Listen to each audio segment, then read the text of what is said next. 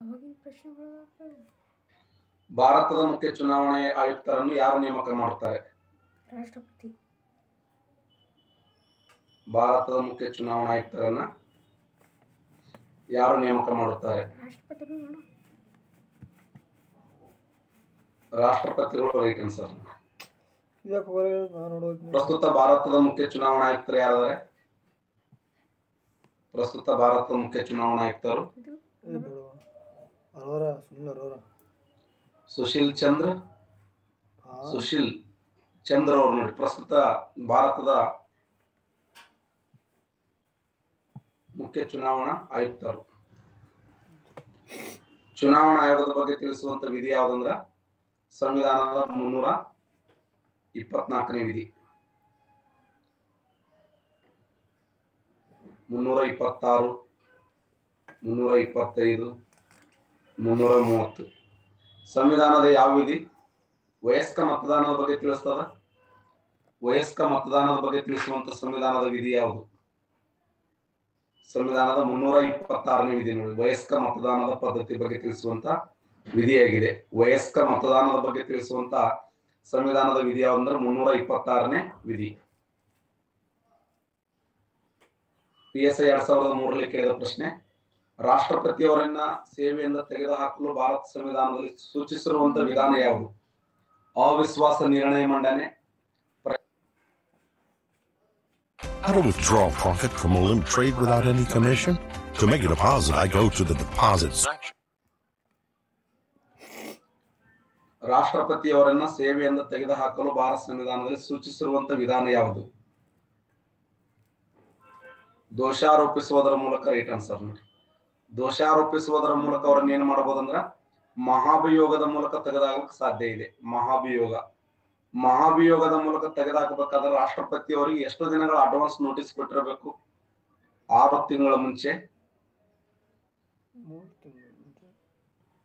1 ವಾರದ ಮುಂಚೆ, 1 ತಿಂಗಳದ ಮುಂಚೆ, 14 ದಿನಗಳ ಮುಂಚೆ. 6 ತಿಂಗಳ ಮುಂಚೆ, 6 ತಿಂಗಳ ಮುಂಚೆ, 1 ವಾರದ ಮುಂಚೆ, 1 ತಿಂಗಳ ಮುಂಚೆ, 14 ದಿನಗಳ ಮುಂಚೆ. ಎಕ್ಸಲೆಂಟ್. ರಾಷ್ಟ್ರಪತಿಯವರನ್ನ ಮಹಾಭಿಯೋಗದ ಮೂಲಕ ತೆಗೆದುಹಾಕಬೇಕಾದ್ರೆ 14 ದಿನಗಳ ಮುಂಚೆ ಅವ್ರಿಗೆ ಏನ್ ಕೊಟ್ಟಿರ್ಬೇಕಂದ್ರ ನೋಟಿಸ್ ಅನ್ನು ಕೊಟ್ಟಿರ್ಬೇಕು. ಇಲ್ಲಿವರೆಗೆ ಯಾವ ರಾಷ್ಟ್ರಪತಿಯವರನ್ನು ಕೂಡ ಮಹಾಭಿಯೋಗದ ಮೂಲಕ ತೆಗೆದು ಹಾಕಿಲ್ಲ. ಇದೇ ವಿಶೇಷ. ಇಲ್ಲಿವರೆಗೆ ಯಾವೊಬ್ಬ ಭಾರತ ರಾಷ್ಟ್ರಪತಿಯವರನ್ನ ಮಹಾಭಿಯೋಗದ ಮೂಲಕ ತೆಗೆದು ಹಾಕಿಲ್ಲ. ಯಾವೊಬ್ಬ ಭಾರತೀಯ ರಾಷ್ಟ್ರಪತಿಯನ್ನ ಮಹಾಭಿಯೋಗದ ಮೂಲಕ ತೆಗೆದು ಹಾಕಿಲ್ಲ. ಪ್ರಸ್ತುತ ರಾಮನಾಥ್ ಕೋವಿಂದ್ ಅವರು ವ್ಯಕ್ತಿಗತ ಎಷ್ಟನೇ ರಾಷ್ಟ್ರಪತಿಗಳು? 15ನೇ ರಾಷ್ಟ್ರಪತಿಗಳು, 16ನೇ ರಾಷ್ಟ್ರಪತಿಗಳು, 14ನೇ ರಾಷ್ಟ್ರಪತಿಗಳು, 13ನೇ ರಾಷ್ಟ್ರಪತಿಗಳು. ವ್ಯಕ್ತಿಗತ ಎಷ್ಟನೇ ರಾಷ್ಟ್ರಪತಿಗಳಾಗಿ ಸೇವೆ ಮಾಡ್ತಾ ಇದ್ದಾರೆ? Yes, very good. ಎಷ್ಟನೇ ರಾಷ್ಟ್ರಪತಿಗಳು ಅಂದ್ರೆ 14ನೇ ರಾಷ್ಟ್ರಪತಿಗಳು. ವ್ಯಕ್ತಿಗತ ಎಷ್ಟನೇ ರಾಷ್ಟ್ರಪತಿಗಳಾಗಿ ಸೇವೆ ಮಾಡ್ತಾ ಇದ್ದಾರೆ ಅಂದ್ರ ರಾಮನಾಥ್ ಕೋವಿಂದ್ ಅವರು ವ್ಯಕ್ತಿಗತ 14ನೇ ರಾಷ್ಟ್ರಪತಿಗಳಾಗಿ ಸೇವೆಯನ್ನು ಮಾಡ್ತಾ ಇದ್ದಾರೆ. ವ್ಯಕ್ತಿಗತ 14ನೇ ರಾಷ್ಟ್ರಪತಿಗಳಾಗಿ ಸೇವೆಯನ್ನು ಮಾಡ್ತಿದ್ದಾರೆ. ದಲಿತ ಅದು ಯಾಕೆ ಬೇಕು? ಸುಮ್ಮನೆ ಅದು ರಾಷ್ಟ್ರಪತಿ ಅಂದ್ರೆ ಮುಗಿದೋಯ್ತು.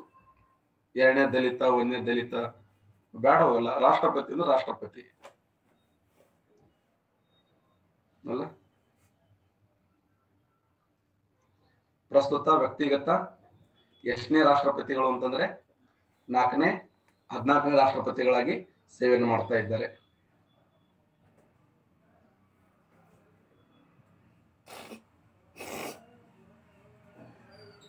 ನೆಕ್ಸ್ಟ್, ಅಖಿಲ ಭಾರತ ಸೇವೆ ಸದಸ್ಯರನ್ನು ಯಾರು ನೇಮಕ ಮಾಡುತ್ತಾರೆ? PSI 2007ರಲ್ಲಿ ಕೇಳಿದಂತ ಪ್ರಶ್ನೆ. ಅಖಿಲ ಭಾರತ ಸೇವೆಗಳ ಸದಸ್ಯರನ್ನು ಯಾರು ನೇಮಕ ಮಾಡುತ್ತಾರೆ? ರಾಷ್ಟ್ರಪತಿ ಇರ್ಬೋದು. ಪ್ರಧಾನಮಂತ್ರಿಯವರು, ಸ್ಪೀಕರ್ ಅವರು, ಉಪರಾಷ್ಟ್ರಪತಿಗಳು, ರಾಷ್ಟ್ರಪತಿಗಳು.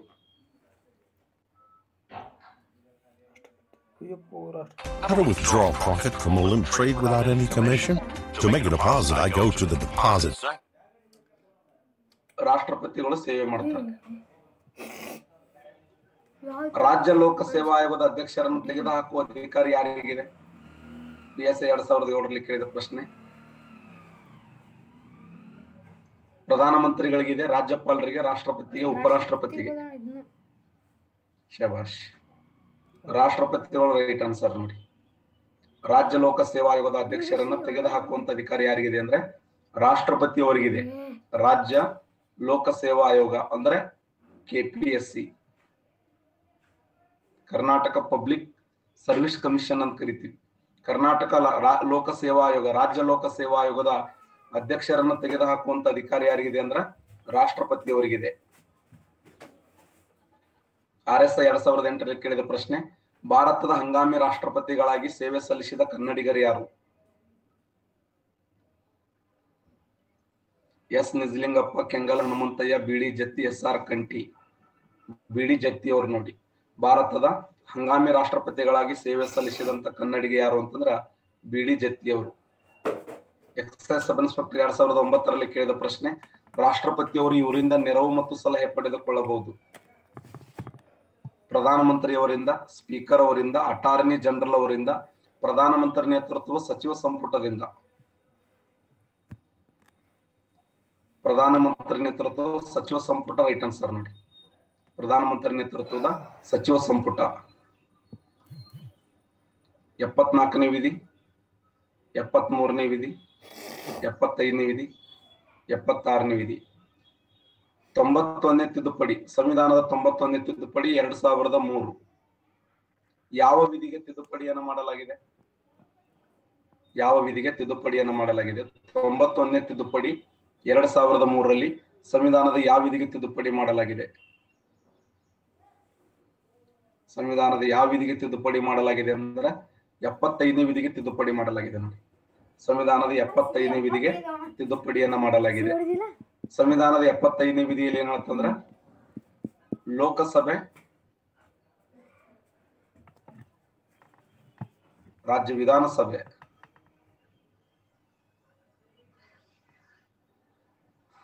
ಇಲ್ಲಿ 100 ಜನ ಅದಾರೆ MP ಗಳು, ಇಲ್ಲಿ 100 ಜನ MLA ಗಳು ಅದಾರ ಅಂದ್ರ ಅವರಲ್ಲಿ ಎಷ್ಟಂದ್ರೆ ಕೇವಲ 15 ಜನರು ಮಾತ್ರ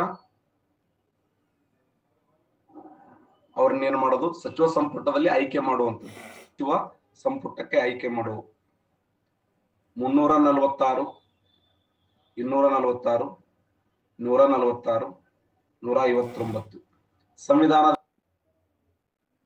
How to withdraw profit from a limp trade without any commission? To make a deposit, I go to the deposit section. ಅಧಿಕಾರದ ವಿಕೇಂದ್ರೀಕರಣದ ಬಗ್ಗೆ ತಿಳಿಸುವಂತ ಸಂವಿಧಾನದ ವಿಧಿ ಯಾವುದು?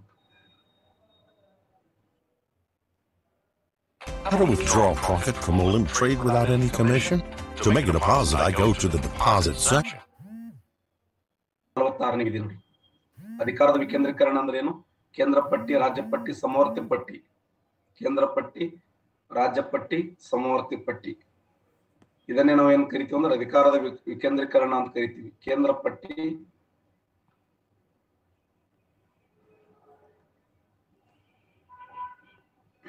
ರಾಜ್ಯ ಪಟ್ಟಿ, ಸಮವರ್ತಿ ಪಟ್ಟಿ. ಒಂದಕ್ಕೊಂದು ಅವಿನಾಭಾವ ಸಂಬಂಧದ ಇವು. ಕೇಂದ್ರ ಪಟ್ಟಿ, ರಾಜ್ಯ ಪಟ್ಟಿ, ಸಮವರ್ತಿ ಪಟ್ಟಿ. ಈ 3 ಪಟ್ಟಿಗಳ ಬಗ್ಗೆ ಸಂವಿಧಾನದ ಯಾವ ಅನುಸೂಚಿಯಲ್ಲಿ ಇದೆ ಅಂತಂದ್ರೆ 7ನೇ ಅನುಸೂಚಿಯಲ್ಲಿ. 7ನೇ ಅನುಸೂಚಿಯಲ್ಲಿ. ಯಾವ ಅನುಸೂಚಿಯಲ್ಲಿ ಅಂದ್ರೆ ಸಂವಿಧಾನದ 7ನೇ ಅನುಸೂಚಿಯಲ್ಲಿ. ಸಂವಿಧಾನದ 7ನೇ ಅನುಸೂಚಿ, ಸಂವಿಧಾನದ 246ನೇ ವಿಧಿ. ESI 2009ರಲ್ಲಿ ಕೇಳಿದ ಪ್ರಶ್ನೆ, ರಾಷ್ಟ್ರಪತಿಯವರು ಯಾವ ಸಂದರ್ಭದಲ್ಲಿ ಸುಗ್ರೀವಾಜ್ಞೆಯನ್ನು ಹೊರಡಿಸಬಹುದು? ಯಾವ ಸಂದರ್ಭದಲ್ಲಿ?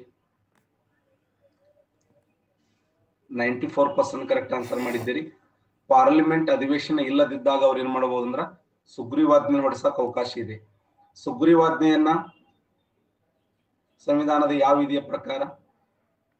201, 213, 113, 143.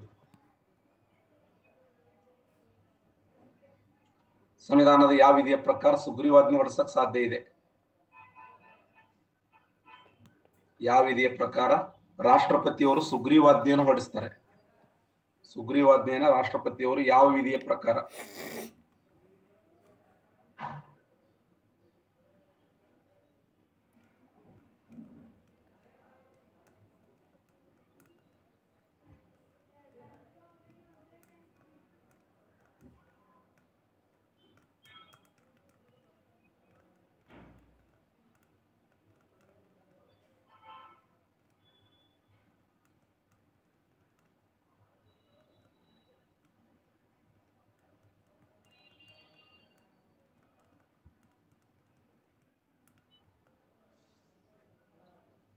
ಸಂವಿಧಾನದ ಯಾವ ವಿಧಿಯ ಪ್ರಕಾರ ಅಂದ್ರ 123ನೇ ವಿಧಿ ನೋಡಿ. ಸಂವಿಧಾನದ 123ನೇ ವಿಧಿ.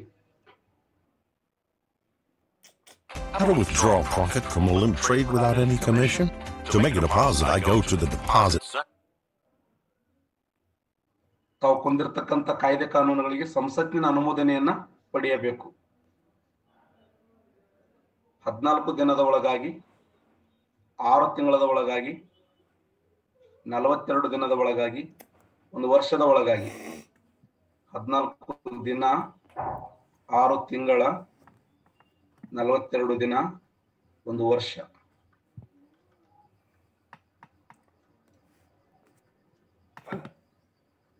ಕಲಾಪಗಳು ಅಥವಾ ಅಧಿವೇಶನಗಳು ನಡೆದಂತ ಎಷ್ಟು ದಿನದ ಒಳಗಾಗಿ?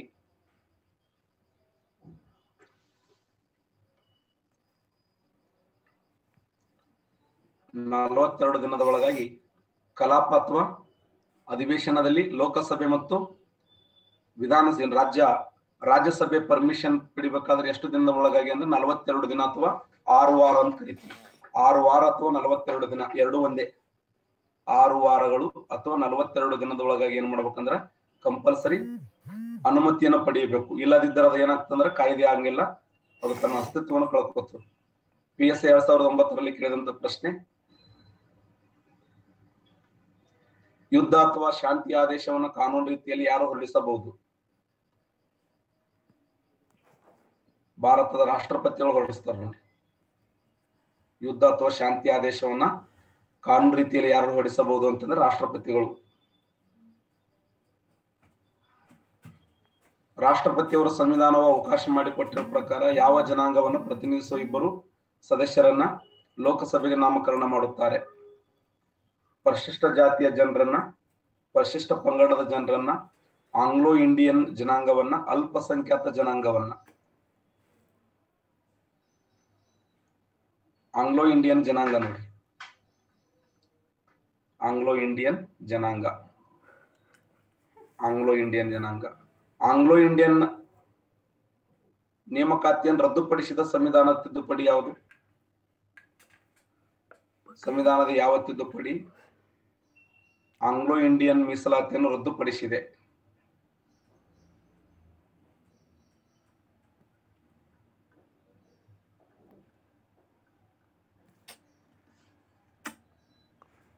BRCC 104ನೇ ತಿದ್ದುಪಡಿ ನೋಡಿ. ಭಾರತ ಸಂವಿಧಾನದ 104ನೇ ತಿದ್ದುಪಡಿಯ ಮೂಲಕ ಆಂಗ್ಲೋ ಇಂಡಿಯನ್ ಹುದ್ದೆಯನ್ನು ಏನ್ ಮಾಡಲಾಗಿದೆ ಅಂದ್ರೆ ರದ್ದುಪಡಿಸಲಾಗಿದೆ. ಆಂಗ್ಲೋ ಇಂಡಿಯನ್ ಹುದ್ದೆಯನ್ನ ರದ್ದುಪಡಿಸಿದ ಸಂವಿಧಾನ ತಿದ್ದುಪಡಿ ಯಾವುದಂದ್ರೆ 104ನೇ ತಿದ್ದುಪಡಿ. ಇದು ಪ್ರತಿ exam How to withdraw profit from a limp trade without any commission? To make a deposit, I go to the deposit section. ಮಣ್ಣಿದಿಲ್ಲ ಅದೇ ಹೇಳ್ತಾನೆ ವಾಪಸ್. ಕುಲಾಯಿಸಲಾಗುವುದು, ಪ್ರಾಬಲ್ಯಮನ್ ನೀಡಿಕೆ, ಮಾಫಿ ನೀಡಿಕೆ, ಕ್ಷಮಾದಾನ ನೀಡಿಕೆ ಯಾವ ಅಧಿಕಾರವನ್ನು ಚಲಾಯಿಸುವಂತಿಲ್ಲ. ಯಾವ ಅಧಿಕಾರವನ್ನು ಚಲಾಯಿಸುವಂತಿಲ್ಲ. ರಾಷ್ಟ್ರಪತಿಯವರು ಯಾವ ಅಧಿಕಾರವನ್ನು ಚಲಾಯಿಸುವಂತಿಲ್ಲ, ಕುಲಾಯಿಸುವಂತಿಲ್ಲ ನೋಡು. ಈಗಾಗಲೇ ಸುಪ್ರೀಂ ಕೋರ್ಟ್ ಕೊಟ್ಟಿರ್ತಕ್ಕಂಥ ತೀರ್ಪನ್ನ ಹೈಕೋರ್ಟ್ ಕೊಟ್ಟಿರ್ತಕ್ಕಂಥ ತೀರ್ಪಿನ ಪ್ರಕಾರ ಅವ್ರು ಏನ್ ಮಾಡಂಗಿಲ್ಲ ಅಂತಂದ್ರೆ ಕುಲಾಯಿಸುವಂತಿಲ್ಲ. ತಪ್ಪೇ ಮಾಡಿಲ್ಲ ಅಂತ ವಾದ ಮಾಡಂಗಿಲ್ಲ. ಇಲ್ರಿ ಇವ್ರು ತಪ್ಪೇ ಮಾಡಿಲ್ಲ ಅಂತೇಳಿ ವಾದ ಮಾಡಕ್ ಅವಕಾಶ ಇಲ್ಲ. ಭಾರತ ಸಂವಿಧಾನದ 72ನೇ ವಿಧಿಯ ಪ್ರಕಾರ ರಾಷ್ಟ್ರಪತಿಯವರು ಈ ಕೆಳಕಂಡ ಅಧಿಕಾರವನ್ನ ಚಲಾಯಿಸುವಂತಿಲ್ಲ. ಏನ್ ಚಲಾಯಿಸಂಗಿಲ್ಲ ಅಂತಂದ್ರೆ ತಪ್ಪೇ ಮಾಡಿಲ್ಲ ಅಂತೇಳಿ ಅವನಿಗೆ ಸಂಪೂರ್ಣವಾಗಿ ಆತನ ಪರವಾಗಿ ನಿಂತು ಅವನ ತಪ್ಪನ್ನ ಏನ್ ಮಾಡಂಗಿಲ್ಲ ಅಂತಂದ್ರೆ ಸಂಪೂರ್ಣವಾಗಿ ಅಲ್ಲೆಗಳೆಯುವಂತಿಲ್ಲ. ತಪ್ಪೆ ಕುಲಾಯಿಸದಂದ್ರೆ ಏನು? ಇಲ್ರಿ ಅವ್ನು ತಪ್ಪೇ ಮಾಡಿಲ್ಲ ಸುಮ್ನೆ ಶಿಕ್ಷೆ ಕೊಟ್ರ ಅಂತಂದು. RSI 2016ರಲ್ಲಿ ಕೇಳಿದ ಪ್ರಶ್ನೆ ಇದು. ಭಾರತದ ರಾಷ್ಟ್ರಪತಿಗಳು ತಮ್ಮ ಹುದ್ದೆಗೆ ರಾಜೀನಾಮೆ ನೀಡಬೇಕಾದರೆ ಈ ಕೆಳಕಂಡ ಯಾವ ವ್ಯಕ್ತಿಗೆ ರಾಜೀನಾಮೆಯನ್ನು ಸಲ್ಲಿಸ್ತಾರೆ? ಪ್ರಧಾನಮಂತ್ರಿಯವರಿಗೆ, ಉಪರಾಷ್ಟ್ರಪತಿಯವರಿಗೆ, ಲೋಕಸಭೆ ಸ್ಪೀಕರ್ ಅವರಿಗೆ, ಸುಪ್ರೀಂ ಕೋರ್ಟಿನ ಮುಖ್ಯ ನ್ಯಾಯಾಧೀಶರಿಗೆ. ಉಪರಾಷ್ಟ್ರಪತಿಗಳು ರೈಟ್ ಆನ್ಸರ್ ನೋಡಿ. ಭಾರತದ ರಾಷ್ಟ್ರಪತಿಗಳು ತಮ್ಮ ಹುದ್ದೆಗೆ ರಾಜೀನಾಮೆ ನೀಡಬೇಕಾದ್ರೆ ಕೆಳಕಂಡ ಯಾರಿಗೆ ರಾಜೀನಾಮೆ ಪತ್ರ ಸಲ್ಲಿಸಬೇಕು ಅಂತಂದ್ರ ಸರಿ ಉತ್ತರ ಉಪರಾಷ್ಟ್ರಪತಿಯವರಿಗೆ.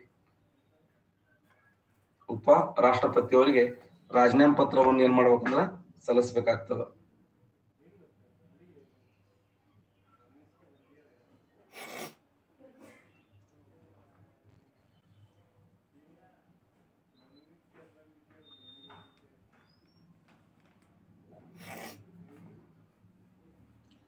ಕೇಂದ್ರ ಶಾಸನ ಸಭೆ ಎರಡು ಸದನಗಳು 1935ರ ಭಾರತ ಸರ್ಕಾರದ ಕಾಯ್ದೆ ಪ್ರಕಾರ ವಿಧಾನಸಭೆ ವಿಧಾನ ಪರಿಷತ್ ರಚನೆ ಮಾಡೋದು, ಪ್ರಾಂತೀಯ ವಿಧಾನಸಭೆ ಕೇಂದ್ರ ಶಾಸನ ಸಭೆ ರಚನೆ ಮಾಡೋದು, ಫೆಡರಲ್ ಅಸೆಂಬ್ಲಿ ಮತ್ತು ರಾಜ್ಯಗಳ ಮಂಡಳಿ ಮೇಲಿನ ಯಾವುದೂ ಅಲ್ಲ.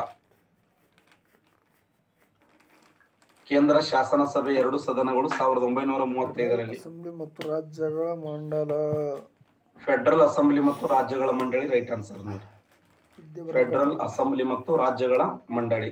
ಕೇಂದ್ರ ಶಾಸನ ಸಭೆಯು ಎರಡೂ ಸದನಗಳು 1935ರ ಭಾರತ ಸರ್ಕಾರ ಕಾಯ್ದೆ ಪ್ರಕಾರ ಫೆಡರಲ್ ಅಸೆಂಬ್ಲಿ ಮತ್ತು ರಾಜ್ಯಗಳ ಮಂಡಳಿ ಸ್ಥಾಪನೆ.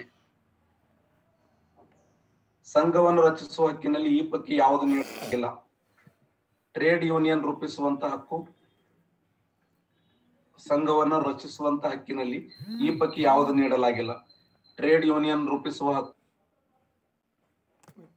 How to withdraw profit from a limp trade without any commission? To make a deposit, I go to the deposit. ಸದಸ್ಯರಾಗುವ ಹಕ್ಕು. ಸಂಘವನ್ನು ರಚಿಸುವಂತ ಹಕ್ಕಿನಲ್ಲಿ ಈ ಪೈಕಿ ಯಾವುದು ನೀಡಲಾಗಿಲ್ಲ? ಟ್ರೇಡ್ ಯೂನಿಯನ್ ರೂಪಿಸುವಂತ ಹಕ್ಕು, ಮುಷ್ಕರಕ್ಕೆ ಕರೆ ನೀಡುವಂತ ಹಕ್ಕು, ಸಂಘ ರಚಿಸುವಾಗ ಮಾನ್ಯತೆ ಪಡೆಯುವಾಗ ಸರ್ಕಾರದಿಂದ ವಿಧಿಸಲ್ಪಟ್ಟ ಷರತ್ತುಗಳನ್ನ ಎದುರಿಸುವಂತದ್ದು, ಅಪೇಕ್ಷಿಸಿದಾಗ ಸಂಘದ ಸದಸ್ಯರಾಗುವ ಹಕ್ಕು. ಯಾವ್ದು ನೀಡಲಾಗಿಲ್ಲ? ಎ ಮತ್ತು ಡಿ. ಬಿ ಮಾತ್ರ ಸರಿಯಾಗಿದೆ. ಸಿ, ಬಿ ಮತ್ತು ಸಿ. ಬಿನ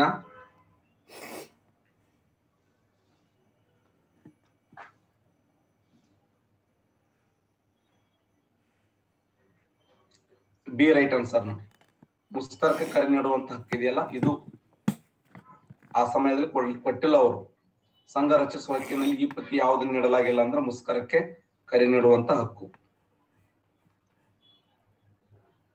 ಆದಿವಾಸಿ ಇಲ್ಲವೇ ಆದಿವಾಸಿ ಸಮುದಾಯ ಅಥವಾ ಭಾಗಶಃ ಆದಿವಾಸಿಗಳಿಗೆ ಅಥವಾ ಆದಿವಾಸಿಗಳನ್ನು ಪರಿಶಿಷ್ಟ ವರ್ಗಕ್ಕೆ ಸೇರಿಸಲು ಅಧಿಸೂಚಿಸುವಾಗ ರಾಷ್ಟ್ರಪತಿ ಯಾರನ್ನ ಸಮಾಲೋಚಿಸಬೇಕು?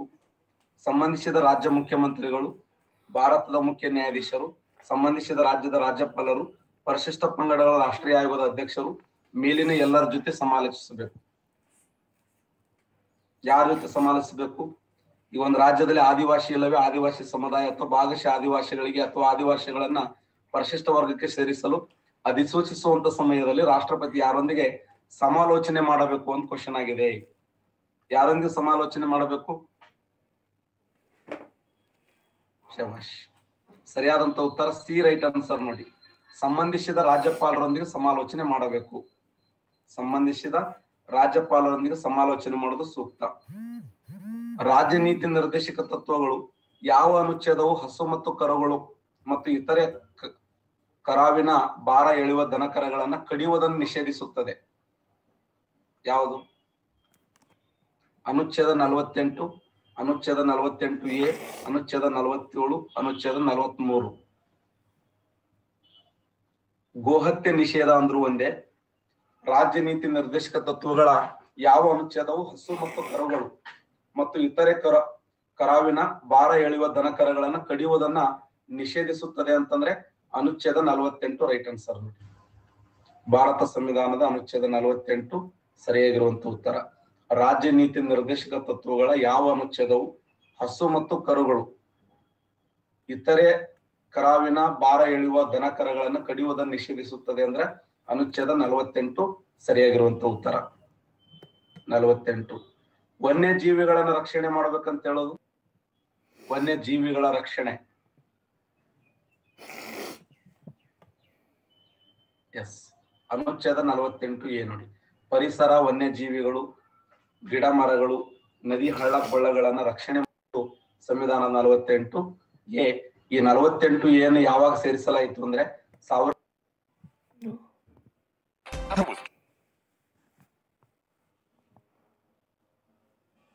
ಭಾರತ ಸಂವಿಧಾನಕ್ಕೆ ಸೇರಿಸಲಾಯಿತು. ಅದರಲ್ಲಿ ಇದು ಕೂಡ ಒಂದು.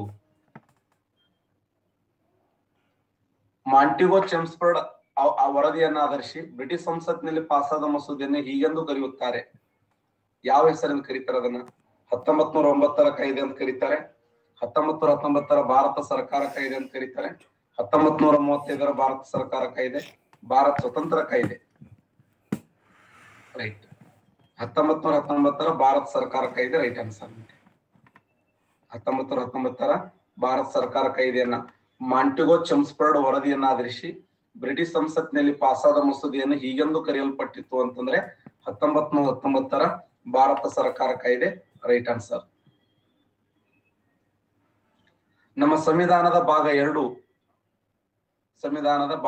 5ರಿಂದ 11ನೇ ಅನುಚ್ಛೇದಗಳು ಯಾವುದಕ್ಕೆ ಸಂಬಂಧಪಟ್ಟಿವೆ?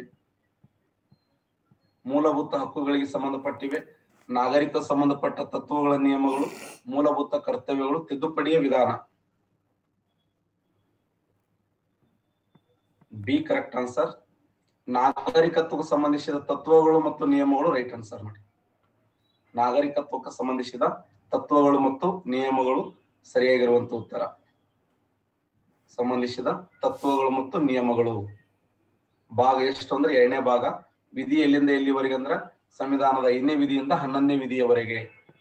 ಭಾಗದ 5ರಿಂದ 11ನೇ ಅನುಚ್ಛೇದದವರೆಗೆ ನಾಗರಿಕತ್ವಕ್ಕೆ ಸಂಬಂಧಿಸಿದ ತತ್ವಗಳು ಮತ್ತು ನಿಯಮಗಳು ಸರಿ ಉತ್ತರ. ಕೆಳಗಿನ ಯಾವ ಕಾಯ್ದೆ ಮಕ್ಕಳ ದುಡಿಮೆಯನ್ನು ಅಪರಾಧ ಎಂದು ಪರಿಗಣಿಸುತ್ತದೆ? ಔದ್ಯೋಗಿಕ ಕಾಯ್ದೆ, ವರದಕ್ಷಿಣೆ ನಿಷೇಧ ಕಾಯ್ದೆ, ಕ್ರಿಮಿನಲ್ ಕಾನೂನು ತಿದ್ದುಪಡಿ ಕಾಯ್ದೆ, ಮಹಿಳಾ ಅಸಭ್ಯ ನಿರೂಪಣಾ ಕಾಯ್ದೆ.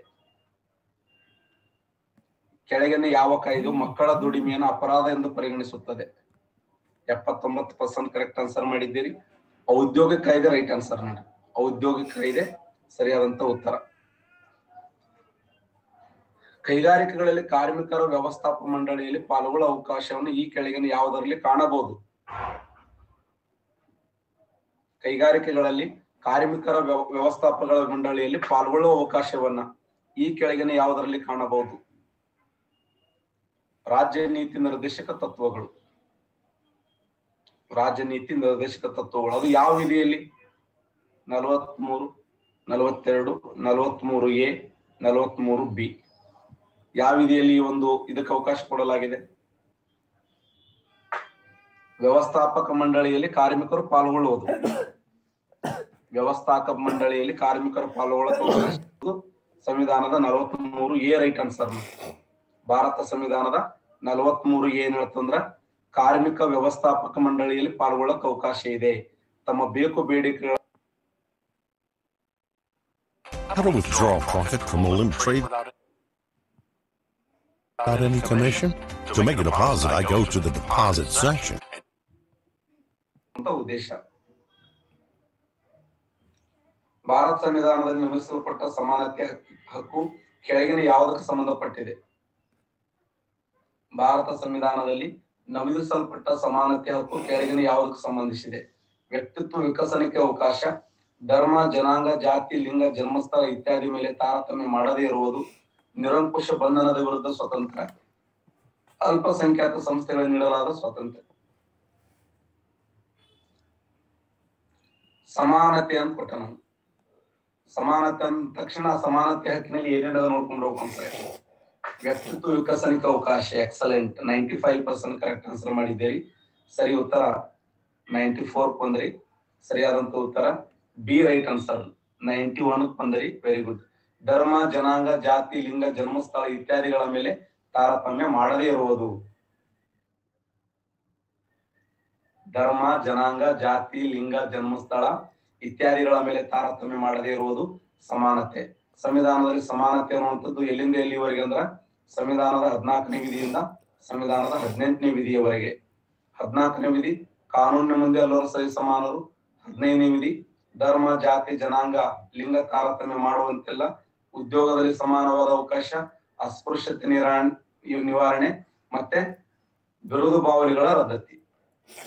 ಸಂವಿಧಾನದ 18ನೇ ವಿಧಿ ವಿರೋಧ ಬಾವಲಿಗಳ ರದ್ದತಿ ಬಗ್ಗೆ ಮಾಹಿತಿ ಕೊಡುತ್ತದೆ. ಕೆಳಗಿನ ಯಾರು ಕೇಂದ್ರದ ಲೆಕ್ಕಪತ್ರಗಳಿಗೆ ಸಂಬಂಧಿಸಿದ್ದಾರೆ ಮತ್ತು ಅವರನ್ನು ಭಾರತ ಸರ್ಕಾರದ ಸಾರ್ವಜನಿಕ ಹಣದ ಪಾಲಕನೆಂದು ಕರೆಯುತ್ತಾರೆ? ಯಾರನ್ನ? ಹಣಕಾಸು ಸಚಿವರನ್ನ, ಯೋಜನಾ ಆಯೋಗವನ್ನ, ಭಾರತ ನಿಯಂತ್ರಕರು ಮತ್ತು ಮಹಾಲೇಖ ಪಾಲಕರನ್ನ, ಹಣಕಾಸು ಆಯೋಗವನ್ನ ಯಾರನ್ನು ಕರೀತಾರೆ? ಕೆಳಗಿನ ಯಾರು ಕೇಂದ್ರದ ಲೆಕ್ಕಪತ್ರಗಳಿಗೆ ಸಂಬಂಧಿಸಿದ್ದಾರೆ ಮತ್ತು ಅವರನ್ನು ಭಾರತ ಸರ್ಕಾರದ ಸಾರ್ವಜನಿಕ ಹಣದ ಪಾಲಕರೆಂದು ಕರೆಯಲಾಗುತ್ತದೆ? ಸಿ ರೈಟ್ ಆನ್ಸರ್ ನೋಡಿ. ಸಿ ಸಿ ಸರಿಯಾಗಿರುವಂತ ಉತ್ತರ. ಭಾರತ ನಿಯಂತ್ರಕರು ಮತ್ತು ಮಹಾಲೇಖಪಾಲಕರು ಸರಿಯಾದಂತ ಉತ್ತರ. ಭಾರತದ ನಿಯಂತ್ರಕರು ಮತ್ತು ಮಹಾಲೇಖಪಾಲಕರು. ಭಾರತ ನಿಯಂತ್ರಕರು ಮತ್ತು ಮಹಾಲೇಖಪಾಲಕರು. ಈ ಕೆಳಗಿನ ಯಾವುದು ಕೇಂದ್ರ ಸೂಚಿ ವ್ಯಾಪ್ತಿಯಲ್ಲಿ ಸೇರಿಲ್ಲ? ಅಂಚೆ ಸೇವೆ, ರಕ್ಷಣೆ, ಲೆಕ್ಕ ಪರಿಶೋಧನೆ ಮತ್ತು ಲೆಕ್ಕಪತ್ರಗಳು, ಸಾರ್ವಜನಿಕ ಆರೋಗ್ಯ. ಯಾವುದು ಸೇರ್ಪಡೆಯಾಗಿಲ್ಲ? ಕೆಳಗಿನ ಯಾವುದು ಕೇಂದ್ರ ಸೂಚಿ ವ್ಯಾಪ್ತಿಯೊಳಗೆ ಸೇರಿಲ್ಲ? How to withdraw profit from a limp trade without any commission? ಸೇರಿಲ್ಲ. ನೋಡಿ, ಕೆಳಗಿನ ಯಾವುದು ಕೇಂದ್ರ ಸೂಚಿಯ ವ್ಯಾಪ್ತಿಯೊಳಗೆ ಸೇರಿಲ್ಲ ಅಂದ್ರೆ ಸಾರ್ವಜನಿಕ ಆರೋಗ್ಯ ಅಂತಿದೆಯಲ್ಲ, ಈ ಸಾರ್ವಜನಿಕ ಆರೋಗ್ಯ ಅನ್ನುವಂಥ ವಿಚಾರ ಸೇರಿಲ್ಲ, ನೆನ್ಪಿಡಿ. ಭಾರತೀಯ ಸಂವಿಧಾನದ ಬೇಸಿಕ್ ಸ್ಟ್ರಕ್ಚರ್ ಡಾಕ್ಟರ್ ರಾಯ್ ಅನ್ನು ಮೊಟ್ಟ ಮೊದಲಿಗೆ ರೂಪಿಸಿದ ಸಂದರ್ಭ? ಕೇಶವಾನಂದ ಭಾರತಿ ವರ್ಸಸ್ ಕೇರಳ ಸರ್ಕಾರ, ಎ.ಕೆ. ಗೋಪಾಲನ್ ವರ್ಸಸ್ ಮದ್ರಾಸ್ ರಾಜ್ಯ, ಶಂಕರಿ ಪ್ರಸಾದ್ ವರ್ಸಸ್ ಭಾರತ ಸರ್ಕಾರ, ಗೋಲಕ್ನಾಥ್ ವರ್ಸಸ್ ಪಂಜಾಬ್ ರಾಜ್ಯ. ಬೇಸಿಕ್ ಸ್ಟ್ರಕ್ಚರ್ ಡಾಕ್ಟರ್ ರಾಯ್ ಅನ್ನ ಮೊಟ್ಟ ಮೊದಲ ಬಾರಿಗೆ ರೂಪಿಸಲಾದಂತ ಸಂದರ್ಭ ಯಾವುದು? ಯಾವ ಸಂದರ್ಭದಲ್ಲಿ? ಕೇಶವಾನಂದ ಭಾರತಿ ವರ್ಸಸ್ ಕೇರಳ ಸರ್ಕಾರ, ಎ.ಕೆ. ಗೋಪಾಲನ್ ವರ್ಸಸ್ ಮದ್ರಾಸ್ ರಾಜ್ಯ, ಶಂಕರಿ ಪ್ರಸಾದ್ ವರ್ಸಸ್ ಭಾರತ ಸರ್ಕಾರ, ಗೋಲಕ್ನಾಥ್ ವರ್ಸಸ್ ಪಂಜಾಬ್ ರಾಜ್ಯ. ಎ ರೈಟ್ ಆನ್ಸರ್ ನೋಡಿ. ಕೇಶವಾನಂದ ಭಾರತಿ ವರ್ಸಸ್ ಕೇರಳ ಸರ್ಕಾರ right answer. Kesavananda Bharati versus Kerala ಸರ್ಕಾರ. ಕೇಶವಾನಂದ ಭಾರತಿ ವರ್ಸಸ್ ಕೇರಳ ಸರ್ಕಾರ ಸರಿಯಾದಂತ ಉತ್ತರ. ಭಾರತೀಯ ಸಂವಿಧಾನದ ಬೇಸಿಕ್ ಸ್ಟ್ರಕ್ಚರ್ ಡಾಕ್ಟರ್ ರಾಯ್ ಅನ್ನು ಮೊಟ್ಟ ಮೊದಲಿಗೆ ರೂಪಿಸಿದಂತ ಸಂದರ್ಭ ಯಾವಂದ್ರ ಕೇಶವಾನಂದ ಭಾರತಿ ವರ್ಸಸ್ ಕೇರಳ ಸರ್ಕಾರ. ಭಾರತೀಯ ಸಂವಿಧಾನದ ಪ್ರಕಾರ ಈ ಕೆಳಗಿನ ಹಕ್ಕು ಮೂಲಭೂತ ಹಕ್ಕಾಗಿರುವುದಿಲ್ಲ. ಯಾವುದಲ್ಲ? ಸಮಾನತೆ ಹಕ್ಕು, ವಾಕ್ ಸ್ವಾತಂತ್ರ್ಯದ ಹಕ್ಕು, ಧರ್ಮವನ್ನು ಬದಲಾಯಿಸಿಕೊಳ್ಳುವ ಹಕ್ಕು, ಕೆಲಸ ಮಾಡುವ ಹಕ್ಕು. ಶಬಾಷ್, 93% ಕರೆಕ್ಟ್ ಆನ್ಸರ್. ಕೆಲಸ ಮಾಡುವ ಹಕ್ಕು ಇದೆಯಲ್ಲ, ಇದು ಭಾರತ ಸಂವಿಧಾನದ ಮೂಲಭೂತ ಹಕ್ಕುಗಳಲ್ಲಿ ಬರುವುದಿಲ್ಲ. ಭಾರತೀಯ ಸಂವಿಧಾನದ ಪ್ರಕಾರ ಈ ಕೆಳಗಿನ ಯಾವ ಹಕ್ಕು ಮೂಲಭೂತ ಹಕ್ಕಾಗಿರುವುದಿಲ್ಲ ಅಂತಂದ್ರ ಕೆಲಸ ಮಾಡುವ ಹಕ್ಕು ಇದೆಯಲ್ಲ, ಇದು ಅಲ್ಲ. ಸಮಾನತೆ ಹಕ್ಕಿದೆ, ವಾಕ್ ಸ್ವಾತಂತ್ರ್ಯದ ಹಕ್ಕಿದೆ, ಧರ್ಮವನ್ನು ಬದಲಾಯಿಸಿಕೊಳ್ಳುವಂತ ಹಕ್ಕಿದೆ. ಈ ಮೂರು ಹಕ್ಕುಗಳಿಗೆ ಅವಕಾಶ ಇದೆ. ಯಾವುದಿಲ್ಲ ಅಂತಂದ್ರ ಕೆಲಸ ಮಾಡುವ ಹಕ್ಕಿದೆಯಲ್ಲ, ಇದು ರಾಂಗ್. ಕೆಲಸ ಮಾಡುವ ಹಕ್ಕು.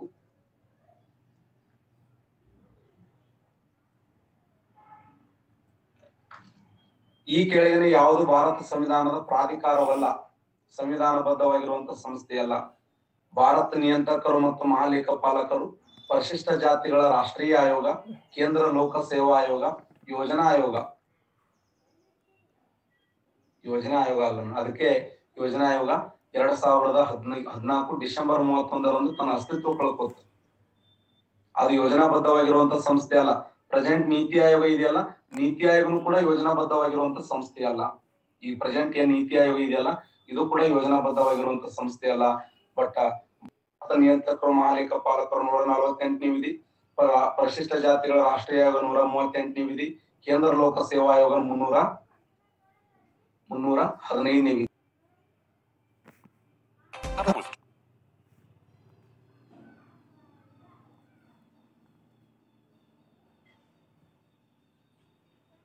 ಪ್ರಾಧಿಕಾರ ಸಂಸ್ಥೆಗಳನ್ನು ಕರೀತಾರೆ.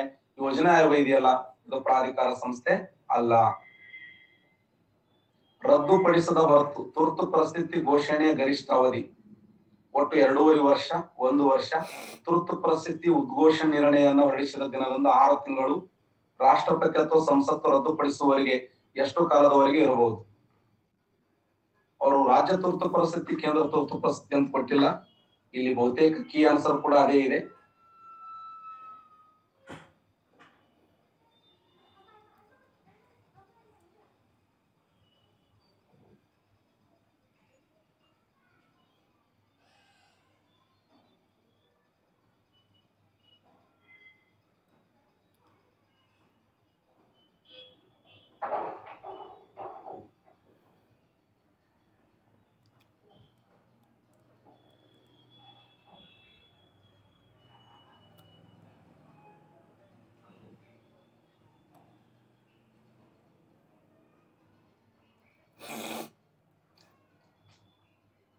ಡಿ ನೋಡಿ.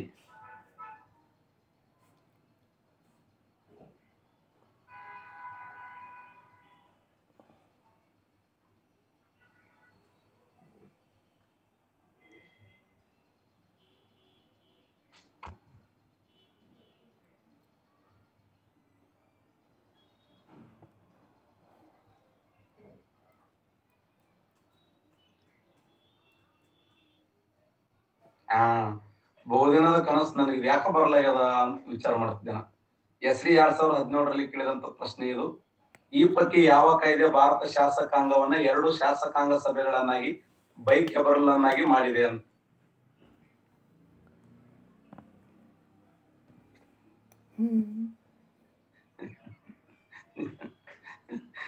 ಜೀವ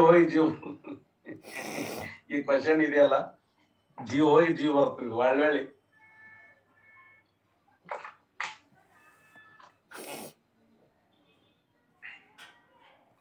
ನಾ ಒಳ್ಳೆ ಕೇಳೋದು ಬಿಡಲ್ಲ, ನೀವು ಒಳ್ಳೆ ತಪ್ಪು ಹಾಕೋದು ಬಿಡಲ್ಲ ಅಂತ ಕನ್ಸೇರಿದ ಸಾಂತಿ ಅಂದಂಗ ನಾ ಸಾಕಷ್ಟು ಬಾರಿ ಹೇಳಿನಿ. 1919ರ ಕಾಯ್ದೆಯಲ್ಲಿ ಬೈಕೆಮರಲ್ ಈ ಪೈಕಿ ಯಾವ ಕಾಯ್ದೆ ಭಾರತ ಶಾಸಕಾಂಗವನ್ನ 2 ಶಾಸಕಾಂಗ ಸಭೆಗಳನ್ನಾಗಿ ಬೈಕೆಮರಲ್ನಾಗಿ ಮಾಡಿದೆ ಅಂತಂದ್ರೆ ಭಾರತ ಸರ್ಕಾರ ಕಾಯ್ದೆ 1919ರ ಕಾಯ್ದೆ. ಭಾರತ ಸರ್ಕಾರ 1919ರ ಕಾಯ್ದೆ ವೆರಿ ಇಂಪಾರ್ಟೆಂಟ್. ಈ ಪೈಕಿ ಯಾವ ಕಾಯ್ದೆ ಭಾರತ ಶಾಸಕಾಂಗವನ್ನ 2 ಶಾಸಕಾಂಗ ಸಭೆಗಳನ್ನಾಗಿ ಬೈಕೆಮರಲ್ನಾಗಿ ಮಾಡಿ ಅಂದ್ರೆ ಭಾರತ ಸರ್ಕಾರ 1919ರ ಕಾಯ್ದೆ ವೆರಿ ಇಂಪಾರ್ಟೆಂಟ್. ಎಸ್ಡಿ 2017ರಲ್ಲಿ ಕೇಳಿದಂತ ಪ್ರಶ್ನೆ, ಈ ಕೆಳಗಿನವುಗಳಲ್ಲಿ ಭಾರತ ಸರ್ಕಾರ ಯಾವ ಕಾಯ್ದೆ ಮೊದಲು ಬಾರಿಗೆ ಕೇಂದ್ರ ಮತ್ತು ರಾಜ್ಯ ಲೋಕಸೇವಾ ಆಯೋಗಗಳ ಸ್ಥಾಪನೆಗೆ ಅವಕಾಶ ಕಲ್ಪಿಸಿದೆ? ಈ ಕೆಳಗಿನವುಗಳಲ್ಲಿ ಭಾರತ ಸರ್ಕಾರದ ಯಾವ ಕಾಯ್ದೆಯು ಮೊದಲು ಬಾರಿಗೆ ಕೇಂದ್ರ ಮತ್ತು ರಾಜ್ಯ तो ओलिम्प ट्रेड क्या है? ಎಕ್ಸಲೆಂಟ್. ಸಂಯುಕ್ತ ಲೋಕ ಸೇವಾ ಆಯೋಗ ಅಂದ್ರೆ 1935. ಬರೇ ಲೋಕ ಸೇವಾ ಆಯೋಗ ಅಂತಂದ್ರೆ ಬರೇ ಲೋಕ ಸೇವಾ ಆಯೋಗ ಅಂತಂದ್ರೆ 1919ರ ಕಾಯ್ದೆ. 1919ರ ಕಾಯ್ದೆಯಲ್ಲಿ ಲೋಕ ಸೇವಾ ಆಯೋಗ ಸ್ಥಾಪನೆಗೆ ಅವಕಾಶ ಸಿಕ್ಕರೆ, ಇಲ್ಲಿ 1935ರ ಕಾಯ್ದೆಯಲ್ಲಿ ಸಂಯುಕ್ತ ಲೋಕ ಸೇವಾ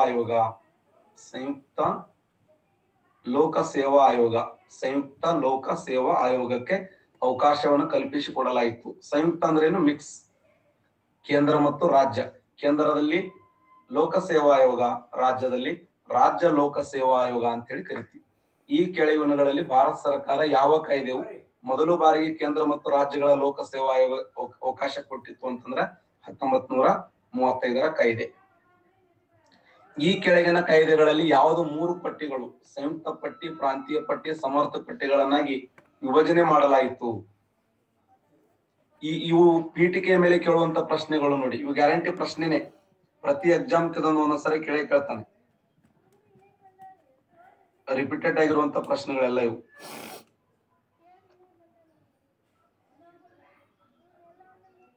ರಿಪೀಟೆಡ್ ಆಗಿರುವಂತ ಪ್ರಶ್ನೆಗಳೇ ವೆರಿ ಇಂಪಾರ್ಟೆಂಟ್. ಸಾಕಷ್ಟು ಬಾರಿ ರಿಪೀಟ್ ಆಗಿರುವಂತ ಪ್ರಶ್ನೆಗಳು ನೋಡಿ.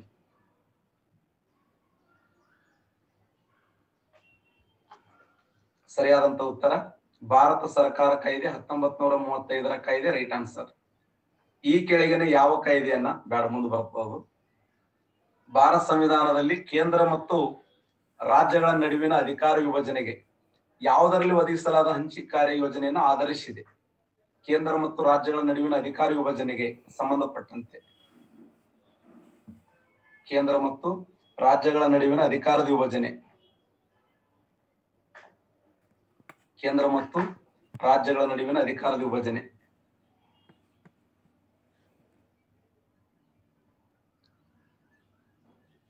ಕೇಂದ್ರ ಮತ್ತು ರಾಜ್ಯಗಳ ನಡುವಿನ ಅಧಿಕಾರ ವಿಭಜನೆ ಯಾವುದಂದ್ರೆ 1919ರ ಕಾಯ್ದೆ ನೋಡಿ. 1919ರ ಭಾರತ ಸರ್ಕಾರ ಕಾಯ್ದೆಯಲ್ಲಿ ಕೇಂದ್ರ ಮತ್ತು ರಾಜ್ಯಗಳ ನಡುವಿನ ಅಧಿಕಾರ ವಿಭಜನೆಗೆ ಯಾವುದರಲ್ಲಿ ಒದಗಿಸಲಾದ ಹಂಚಿಕೆ ಕಾರ್ಯ ಯೋಜನೆಯನ್ನು ಆಧರಿಸಿದೆ ಅಂದ್ರೆ 1919ರ ಮಾಂಟಿಗೋ ಚೆಮ್ಸ್ಫರ್ಡ್ ಕಾಯ್ದೆ ಅಂತ ಕರಿತೀವಿ. ದ್ವಿಪ್ರಭುತ್ವ ಸಂಸ್ಥಾನಗಳಲ್ಲಿ ಜಾರಿಗೊಳಿಸಿದ್ದು, ದ್ವಿಪ್ರಭುತ್ವವನ್ನ ಸಂಸ್ಥಾನಗಳಲ್ಲಿ ಜಾರಿಗೊಳಿಸಿದ್ದು ದ್ವಿಪ್ರಭುತ್ವವನ್ನು ಸಂಸ್ಥಾನಗಳಲ್ಲಿ ಜಾರಿಗೊಳಿಸಿದ್ದು. ಅದೇ ಬೈ ಕ್ಯಾಮರಲ್ ಅಂದ್ರೆ ಒಂದೇ, ಪ್ರಭುತ್ವ ಅಂದ್ರೆ ಒಂದೇ. 1919 ಕಾಯ್ದೆ. ಇಲ್ಲಾಂದ್ರೆ ಇವುಗಳನ್ನ ಬೈಪಾಟ್ ಮಾಡಿಬಿಡ್ರಿ. ಒಂದ್ಸರಿ 2 ಸರಿ ನಾಷ್ಟ ಮಾಡಾಗ, ಚಾ ಕುಡಿಯಾಗ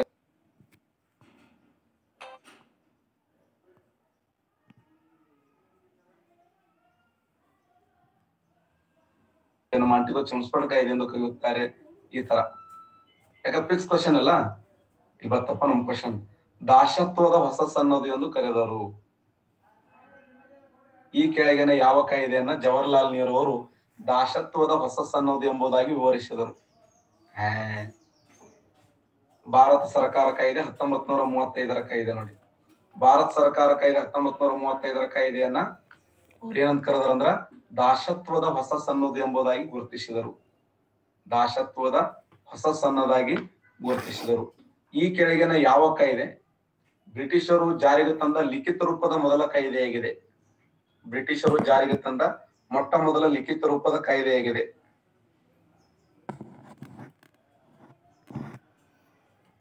ಲಿಖಿತ ರೂಪದ ಕಾಯ್ದೆಯಾಗಿದೆ. 1773 ರೆಗ್ಯುಲೇಟಿಂಗ್ ಆಕ್ಟ್ ನೋಡಿ. ಬ್ರಿಟಿಷ್ ಸಂಸ್ಥಾನ ಭಾರತ ದೇಶದಲ್ಲಿ ಜಾರಿಗೆ ತಂದಿರತಕ್ಕಂತ ಮೊಟ್ಟ ಮೊದಲ ಲಿಖಿತ ರೂಪದ ಕಾಯ್ದೆ ಯಾವ್ದಂದ್ರೆ ಅದು ರೆಗ್ಯುಲೇಟಿಂಗ್ ಕಾಯ್ದೆ. FD 2017ರಲ್ಲಿ ಕೇಳಿದಂತ ಪ್ರಶ್ನೆ. ಕೇಂದ್ರ ಶಾಸನ ಸಭೆ 2 ಸದನಗಳು 1935 ಭಾರತ ಸರ್ಕಾರ ಕಾಯ್ದೆ ಪ್ರಕಾರ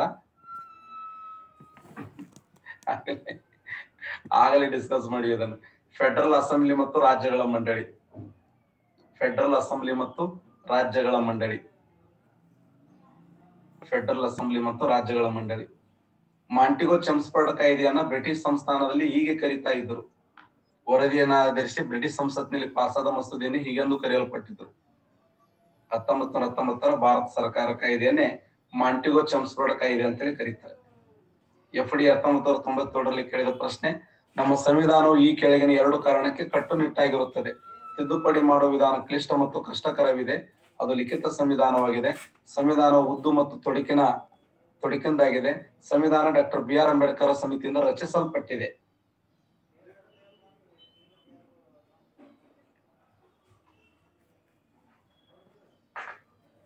ಕರೆಕ್ಟ್ ಆನ್ಸರ್ ಮಾಡಿ ನೋಡೋಣ. 60% ಕರೆಕ್ಟ್ ಆನ್ಸರ್ ಮಾಡಿದ್ದೀರಿ. A ಮತ್ತು B ಸರಿ ನೋಡಿ. A ಮತ್ತು B ಸರಿಯಾಗಿರುವಂತ ಉತ್ತರ. A ಮತ್ತು B ಸರಿಯಾಗಿರುವಂತ ಉತ್ತರ ನೋಡಿ. ಅವ್ರ KPSC ಕ್ವಶನ್ ಹೆಂಗಿದೆ ನೋಡಿ. ಸಂವಿಧಾನ ಡಾಕ್ಟರ್ BR ಅಂಬೇಡ್ಕರ್ ಅವರ ಸಮಿತಿಯಿಂದ ರಚಿಸಲ್ಪಟ್ಟಿತ್ತು ಅಂತಿದೆಯಲ್ಲ, ಇದು ರಾಂಗ್. ಇದು ಯಾಕಂದ್ರೆ ಡಾಕ್ಟರ್ ಬಾಬಾ ಸಾಹೇಬ್ ಅಂಬೇಡ್ಕರ್ ಅವರು ಸಂವಿಧಾನದ ರಚನಾ ಸಮಿತಿ ಅಧ್ಯಕ್ಷರಾಗಿರ್ಲಿಲ್ಲ, ಕರಡು ಅಧ್ಯಕ್ಷರಾಗಿದ್ರು. ಕರಡು ಸಮಿತಿ ಬಂದ್ರೆ ಅಂಬೇಡ್ಕರ್ ಹಾಕ್ರಿ. ರಚನಾ ಸಮಿತಿ ಅಧ್ಯಕ್ಷರಾಗಿದ್ದಾರೆ ಡಾಕ್ಟರ್ ಬಾಬು ರಾಜೇಂದ್ರ ಪ್ರಸಾದ್ ಅವರಾಗಿದ್ದರು. ರಚನಾ ಸಮಿತಿ ಅಧ್ಯಕ್ಷರು doctor Babu Rajendra. How to withdraw profit.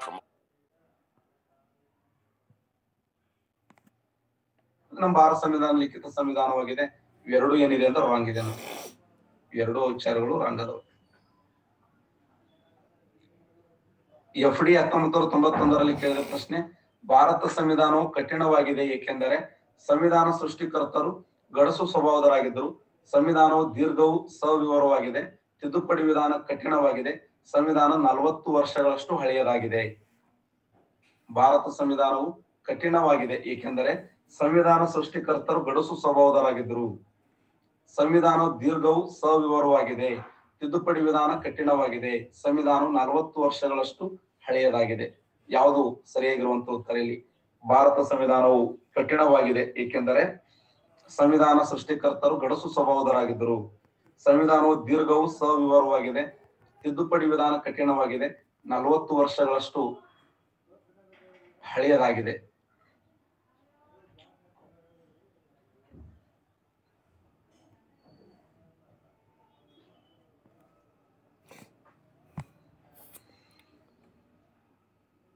ಶಬಾಷ್.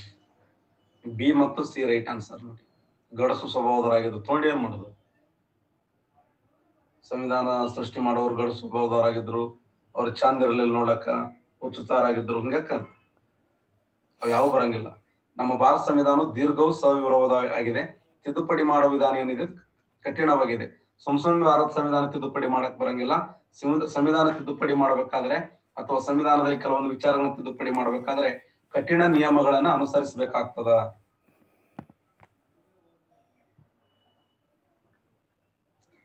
ಕೆಳಕಂಡ ಯಾವುದು ಭಾರತ ಸಂವಿಧಾನದ ಪ್ರಮುಖ ಲಕ್ಷಣವಾಗಿರುವುದಿಲ್ಲ?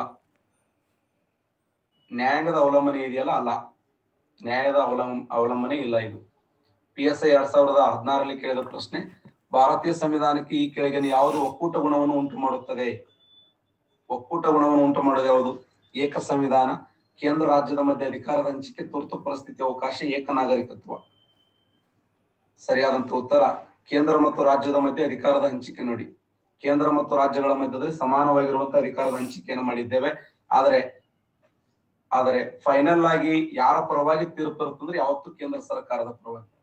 ಕೇಂದ್ರ ಮತ್ತು ರಾಜ್ಯ ಸರ್ಕಾರಗಳ ಮಧ್ಯದಲ್ಲಿ ಏನಾದರೂ ಜಗಳ ಪ್ರಾರಂಭ ಆದ್ರೆ, ಹೊಡೆದಾಟಗಳು ಪ್ರಾರಂಭ ಆದ್ರೆ ಫೈನಲ್ ವಿನ್ ಆಗೋರು ಯಾರಂದ್ರೆ ಕೇಂದ್ರ ಸರ್ಕಾರನೇ ವಿನ್ ಆಗ್ತದೆ, ರಾಜ್ಯ ಸರ್ಕಾರ ಅಲ್ಲ. ಫೈನಲ್ ಆಗಿ ವಿನ್ ಆಗೋರು ಯಾರಂದ್ರೆ ಕೇಂದ್ರ ಸರ್ಕಾರನೇ. ಅಷ್ಟು ಪವರ್ಫುಲ್ ಕೇಂದ್ರ ಸರ್ಕಾರ ಇದೆ.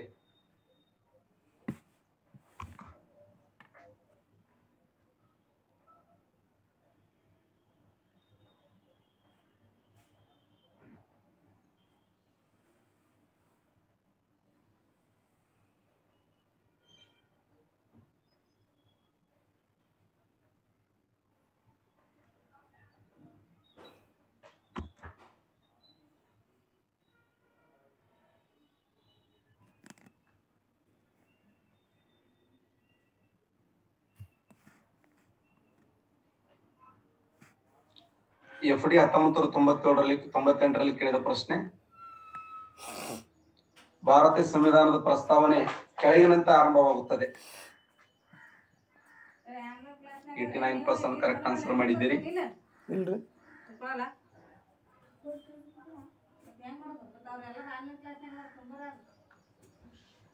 ಕ್ಲಾಸ್ ಕೇಳ್ತೀನಿ. 96% ಕರೆಕ್ಟ್ ಆನ್ಸರ್ ಮಾಡಿದ್ದೀರಿ.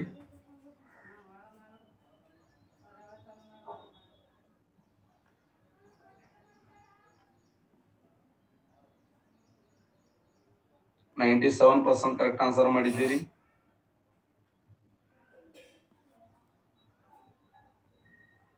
ಇದು 100 ಮಾಡಿ ನೋಡೋಣ. 100 ಮಾಡಿ ನೋಡೋಣ. 85% ಕರೆಕ್ಟ್ ಆನ್ಸರ್ ಮಾಡಿದ್ದೀರಿ.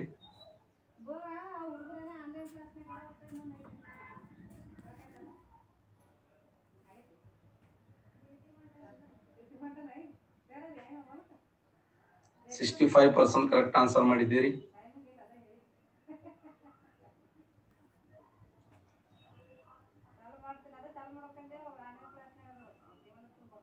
Exercise sub inspector 2013 80% correct answer ಮಾಡಿದ್ದೀರಿ.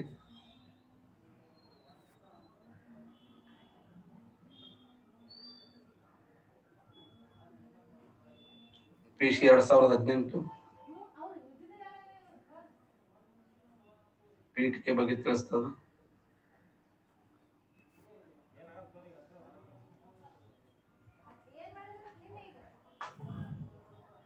ಭಾರತ PC 2016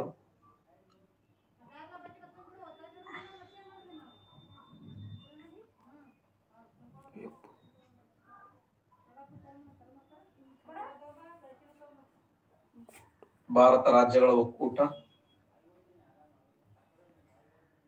PC 2016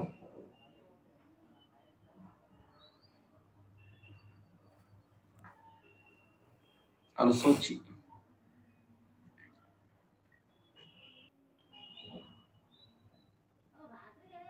ಒಂದನೇ ಅನುಸೂಚಿ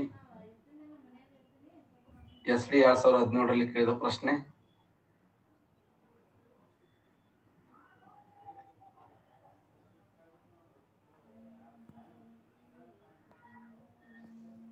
$66% ಕರೆಕ್ಟ್ ಆನ್ಸರ್. ಮೊದಲ ಬಾರಿ ಕೇಂದ್ರ ರಾಜ್ಯ ಲೋಕ ಸೇವಾ ಆಯೋಗ ಸ್ಥಾಪನೆಗೆ ಅವಕಾಶ ಕಲ್ಪಿಸಿದ 1935 ಕಾಯ್ದೆ.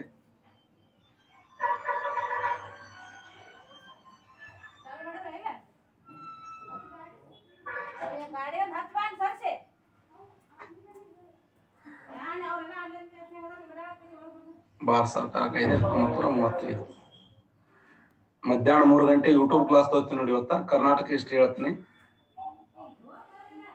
ಯೂಟ್ಯೂಬ್ ಕ್ಲಾಸ್ ಕರ್ನಾಟಕದ ಇತಿಹಾಸ. ಓಕೆನಾ? ಮಧ್ಯಾಹ್ನ 3 ಗಂಟೆಗೆ ಕರ್ನಾಟಕ ಇತಿಹಾಸ ಯೂಟ್ಯೂಬ್ ಕ್ಲಾಸ್ ತಗೋತೀನಿ. SB10 ರೆಫರಲ್ ಕೋಡ್ ಯೂಸ್ ಮಾಡಿ 10% ಡಿಸ್ಕೌಂಟ್ ಅನ್ನು ಪಡೆದು